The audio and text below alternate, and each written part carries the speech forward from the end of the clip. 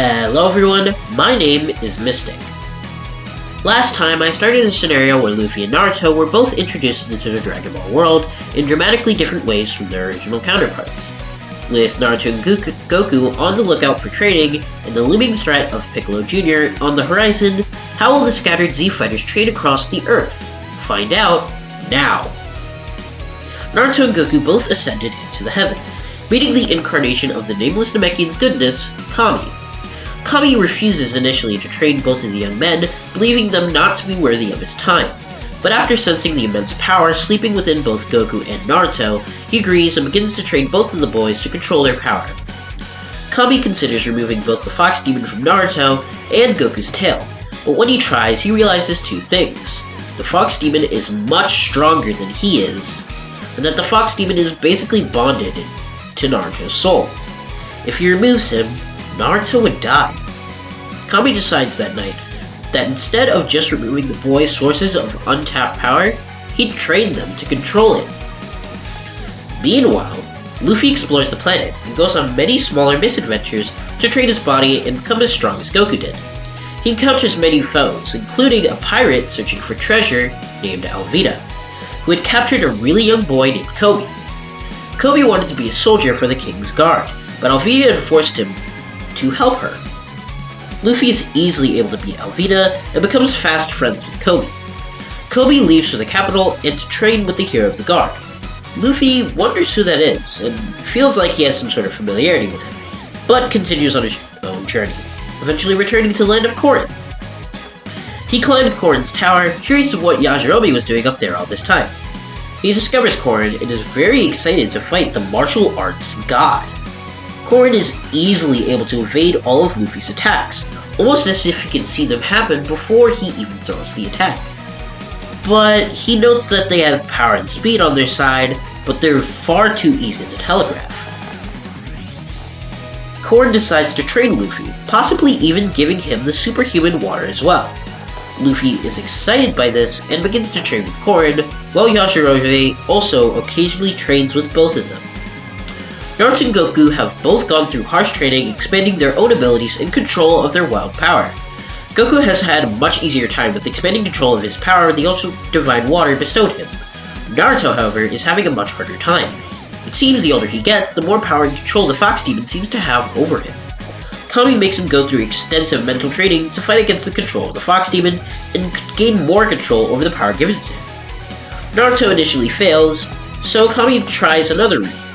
He introduces the concept of Sage Ki, which, when mastered, gives access to Sage Mode, a form of enlightened combat where your body is in tune with nature itself.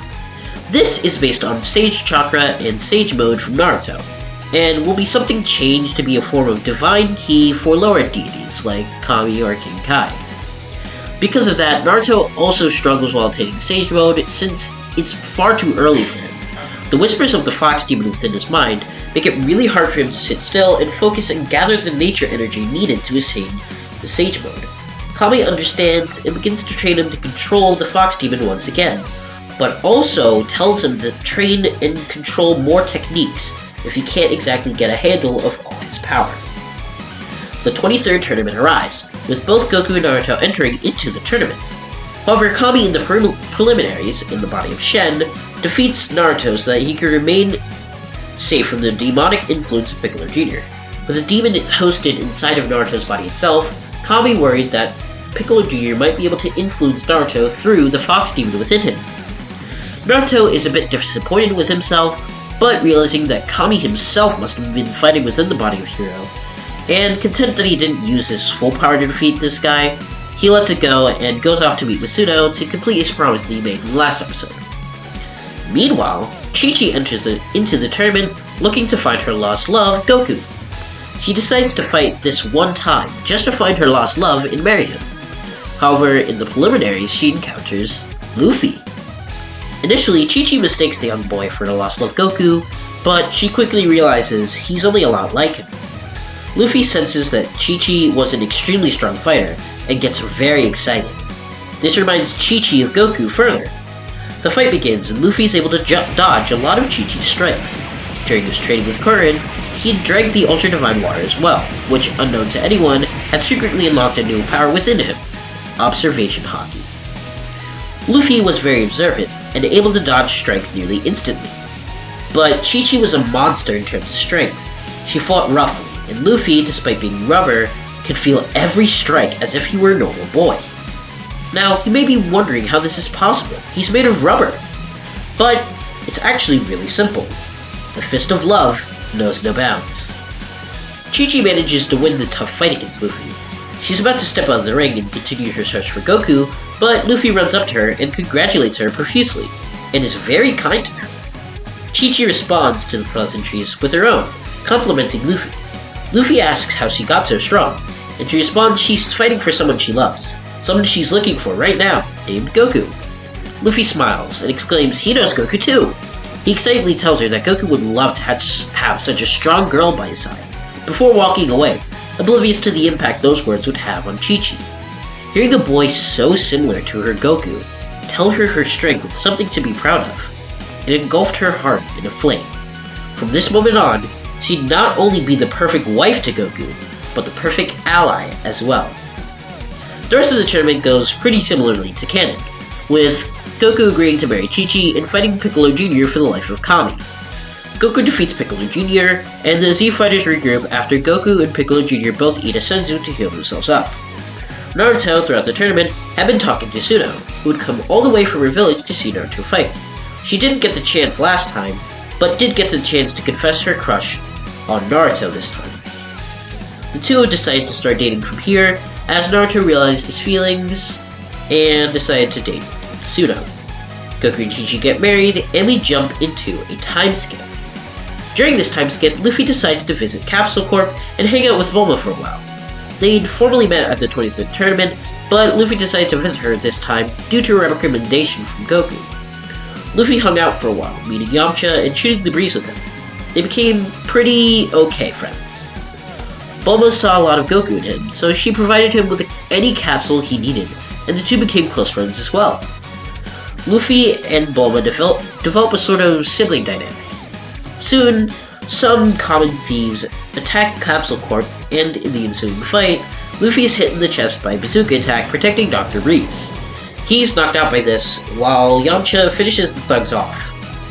He's rushed to the hospital, as there are no senzu currently available, but because Luffy lives so off-grid, the hospital can't exactly serve him. So Dr. Briefs then and there decides to adopt Luffy. Luffy initially harshly refuses, thinking that having a mom and dad would tie him down and hinder his ability to adventure. But they insist it would only be a symbolic gesture of their appreciation. Luffy then reluctantly agrees and is adopted by the Briefs family and receives medical care. Bulma, now technically his sister, gives him a capsule with a house and some food and allows him to continue to journey throughout the planet with Yajirobe, fighting and training to become stronger. 5 years have passed since the 23rd World Tournament, and a reunion at Kame House is arranged. Goku arrives with Gohan, shocking everyone, and Naruto, not to be outdone by Goku, arrives with his own son, Boruto. Everyone is happy for their friends, especially Luffy, who's very good with the kids. However, soon after they arrive, Raditz in turn also arrives. Krillin and Luffy both walk towards them to protect the kids, and Raditz simply whips them away with his tail, knocking both clean out. Naruto and Goku both get ready to fight, but Raditz isn't interested in Naruto at all. He simply looks towards his brother and explains the situation. He's a Saiyan, they need him to go conquer some other planet and join Frieza, blah blah blah, you know the drill. Goku is shocked to learn that he's an alien, and refuses to allow Raditz to take away Gohan. But Raditz blasts away both Naruto and Goku with ease, and takes Gohan. Boruto jumps towards his new friend and grabs onto his outfit, trying to save him. Raditz chuckles and just takes him with Gohan, not bothering to throw him back. Piccolo arrives, and both Naruto and Goku fly off to find Raditz. Raditz stuffs both Goku and Boruto into its pod, and waits for Kakarot. Kakarot arrives with Piccolo and Naruto. Naruto and Piccolo both stare down Raditz while Goku starts to talk to him. Raditz doesn't want to negotiate, so a fight begins. Goku and Piccolo take off their weights, and Naruto gets into his fighting stance. Raditz flies in, and quickly, although he's fighting 3 people now, Raditz overwhelms the 3 fighters. Goku and Naruto jump back and transform. Goku enters his now mastered Ikari state, while Naruto uses his two-tail cloak, which he has near perfect control over. This, in turn, overwhelms Raditz. Raditz is shocked at his brother's power, and decides to take a gamble. Over the years he spent with Nappa and Vegeta, he had learned a few elite tricks he'd have no hope of learning on his own. He summons a Power Ball and throws it into the skies. Goku shields his eyes as Raditz begins to transform. Goku and Naruto look on in shock as Raditz transforms into a great ape. The two are quickly overwhelmed, with Raditz even destroying his own Power Ball to make sure Goku can't derive any power from it. Goku and Naruto are on the back foot when Piccolo informs them of his new technique. Naruto and Goku both look at each other and nod. Goku decides to hold Raditz's arms while Naruto grabs his tail to weaken him. Although, even when weakened, Raditz was still powerful enough to shake Naruto, knocking him around. Gohan saw his father and friend struggling and was enraged, cheering up his power. He broke out of the pod with Boruto and flew at high speeds towards the back of Raditz's head. This did a lot of damage to him, staggering him, knocking Raditz forward and distracting him. As Piccolo were ready to fire his special beam cannon, Goku and Naruto felt a surge of energy forcing their bodies to explode. As Raditz felt he had no other option, he was going to use the last bits of his strength he had left to burst his ki and kill Naruto and Goku. As the ki erupted from the furry giants, Goku and Naruto were left nearly obliterated. Raditz, now free from their holding, ran towards Piccolo and attempted to squash him under his foot.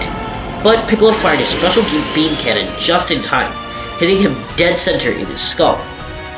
Raditz fell face first, a meter or two away from Piccolo. Gohan and Boruto both yelled and rejoiced that the monster was dead, but both screams of happiness turned to screams of shock as they saw their fathers' burnt-up bodies. Goku and Naruto looked at their children and smiled, happy they would be safe. Boruto and Gohan both cry about their fathers dying, but Piccolo assures them that they can be brought back with the Dragon Balls as soon as possible. However, Piccolo then hears, on the newly broken scouter of Raditz, some chatter. Nappa and Vegeta listening in and hearing about the Dragon Balls, wishing orbs, and someone strong enough to beat Raditz in his great ape form is a force to be reckoned with. They set a course to Earth, leaving Piccolo and the kids to have to prepare for the threat of the Saiyans. I think this might be a good place to stop for now. I hope you guys liked this video. It ended up being a longer one, but that's good. I really like where this story is going, and I hope you guys do too. Please consider subscribing for more stories like this. If you like my content, you should join my Discord server where you can suggest what ifs, post art for a chance for it to be featured at the end of videos like this one, or even talk to me. Anyways, that's the end of this video. Thanks guys. Bye-bye.